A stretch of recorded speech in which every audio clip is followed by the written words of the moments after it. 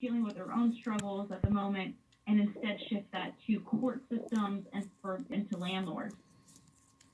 The second reform that we have been pushing for is for the CDC to rescind a recent FAQ document that has opened the door to landlords taking more harmful actions over the last couple of months.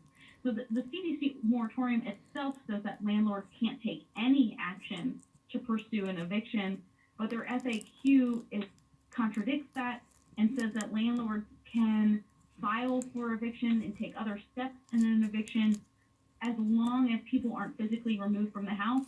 We have seen time and again that that means that renters are often harassed into leaving earlier, even though they should be protected.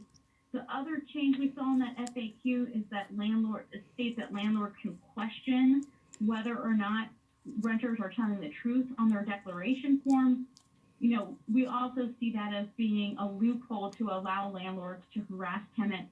I think that needs to be ended, as well as other loopholes that would extend the eviction moratorium to cover these other things that landlords are doing. So to cover no-fault evictions, to cover evictions at the end of lease terms, etc. And finally, the letter calls for them to make a greater commitment to enforcing the moratorium.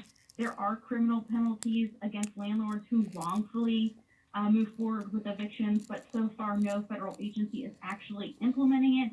And we hear from lots of renters who are experiencing landlords who are doing the wrong thing, and there's really very little way for us to help them enforce their rights. So I encourage you all to please sign on to the letter by December 15th.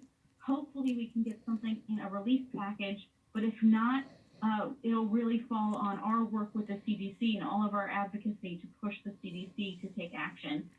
I'm going to pause there and see if people have any questions either about this sign-on letter, or I want to go back to our initial conversation about a relief